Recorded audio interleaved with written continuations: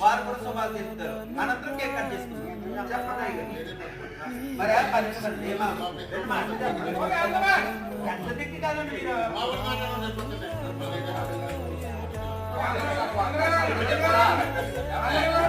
మరి గడిచిన సంవత్సరానికి 20 గుడ్ బై చెప్తూ వెల్కమ్ చెప్తూ 2025కి వెల్కమ్ చెప్తూ ఇప్పుడు మరి మన సభ్యులందరూ మరి 70 మంది ఉన్నారు, 60 మంది ఉన్నారు.